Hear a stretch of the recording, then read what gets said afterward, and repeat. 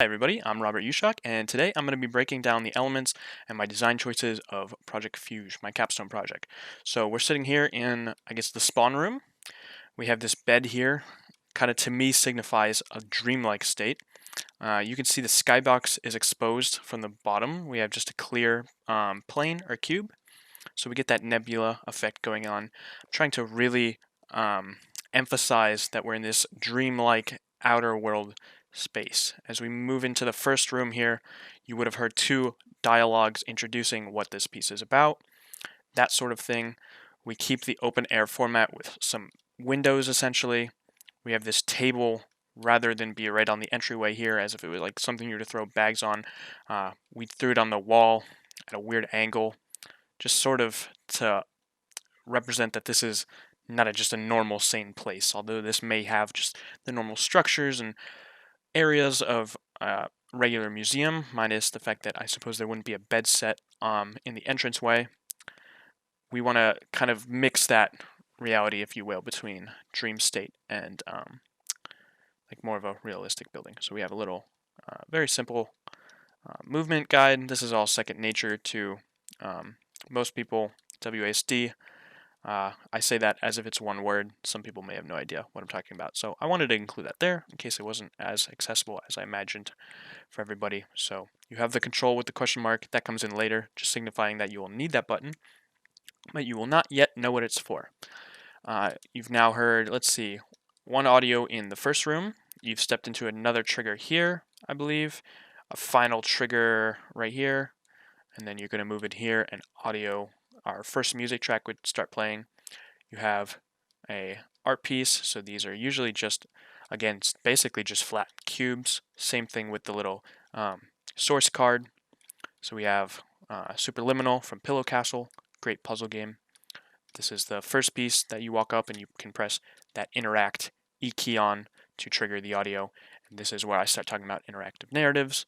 And Janet Murray, her book Hamlet on the Holodeck, that sort of thing. We open into this brighter space. Again, nothing too crazy right now besides, I guess, the, Milky Way? I don't think would be the right word here. Again, galaxy, nebula, whatever have you. My astrophysics friends are probably going to punch me for that one. We have some Firewatch 3D design here. I believe I used this to introduce it as my first interactive narrative I played back in 2016, or at least one I was paying attention to, one that focuses a story over gameplay. Then we have a piece from the Beginner's Guide, very important title to me. We have another picture from Detroit Become Human. These are all just what I call little memory fragments. That's how they fit in the piece. And then we have the large fragment. Again, the credit here. We talk about what this puzzle means, what this door means in the game that it came from, the Beginner's Guide, again. And then we invite the user to step through. That's nothing more than a cube with no collision set to it. It doesn't block the player. And then another one in the back. We have more of that out of place furniture. The largest one we get is this couch. We have this stairway of drawers, as I call it. These don't individually signify as much on their own. I have no memory or reason to put a couch on a wall other than when I was talking with my professor, guiding me through this, we kind of had this idea that outside of each room is kind of this out of shambles, like random area of my memory, and it's not as clear as the stories and places within. So here we have the one room in the gallery that I would say is dedicated entirely to a physical place. We have a photo from the Mayan Theater. This is nothing more than an iPhone photo touched up a tiny bit in Lightroom. There's not much you can do with phone photography. I mean, it's debatable, but we have a movie poster from The Room, a giant 3D spoon, and again, this is all, the audio is muted, so we're hearing a jazz track in the background, or we would be. If you pressed E on the spoon, you'd be hearing another story, that sort of thing. We keep, one thing I should mention is once you walk through this area right here, the rest of the gallery, minus the last two conclusion rooms, are open and just in this sort of infinite space. I know I didn't do such a great job of smoothing out my skybox, but it's definitely a larger than life feeling, makes you maybe small or insignificant feeling, and that's to emphasize that infinite feeling. Not much else here going on. We have just like a clear box. This is my best attempt at replicating a little art display box or whatever have you. We have this long hallway. Just kept it blank. Felt right with the pacing when you're hearing the interaction, the narrative, and stuff like that. More paintings, more cue cards, etc. This is a jersey. I wish I had a better way or had this jersey accessible to me to do some like 3D scanning at the time. I didn't have it close to me when I was making this project, unfortunately, but this is, I guess, the like Photoshop document or design of an actual physical jersey that I have. So this is what was sent to the printer or whatever you might call it. We have some 3D files here. I'll come back to those. We have a tomahawk from the Assassin's Creed franchise, the pickaxe from the Minecraft franchise. And I know I'm hazing over a lot of this. Essentially, it's either not that hard to figure out. We're looking at a 3D object inside of a cube on a raised cube contained by another cube with another cube. That's pretty much all there is to it. There's some interesting depth to it when we... I love that you can stand on the artwork, by the way, if I can get the jump right. I think I can do this one as well. Yeah, I love that because that would be so frowned upon in a real gallery. But here we have Dust 2 from the Counter-Strike franchise. This is a little bit more complex than just a little...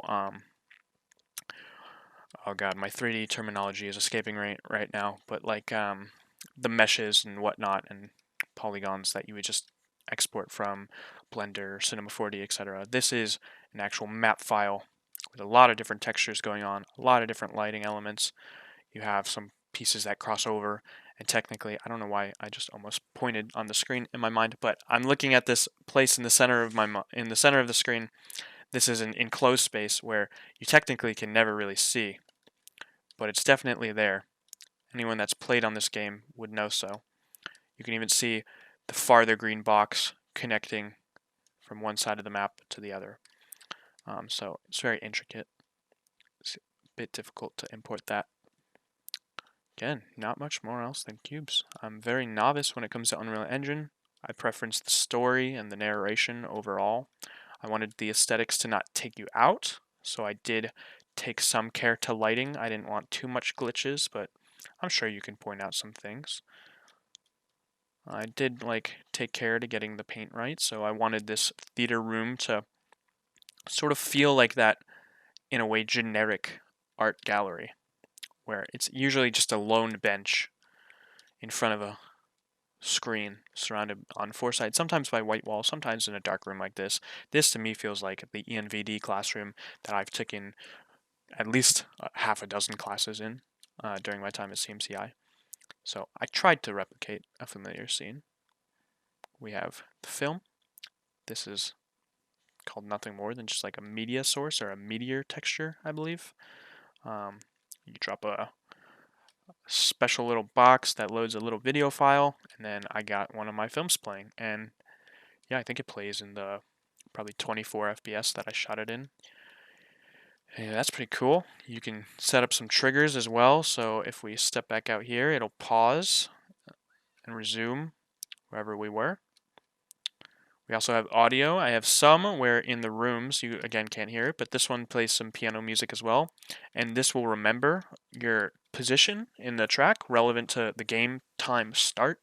So if you are 12 minutes into being in this space and you've been in here for 2 minutes, it will keep playing at those 2 minutes in the song and so on. Like it'll pause and play as you step in and out. This room, however, also has a narration, but this is a voiceover that I find integral. It's kind of a conclusion point. So I do have that restart every time you step into this doorway, because if you miss that, you're missing a lot. I don't want to have someone just glance over the entire thing or run past. So I was a bit selective on those certain things, especially when it's one way. Like I don't see them accidentally triggering audio piece that plays right here. I don't see that as being a big issue. So they kind of get one conclusion piece from me, and then we step through here. and there's another mixtape played right here. This is the actual final doorway right here. I say goodbye, thanks for coming, etc. I give out my email if people want to contact me. Kind of fits into the story, and then that's it. This is the unguided but restricted area, and that is the first, or I guess second place we stepped into that's concealed after we step out to this grand world.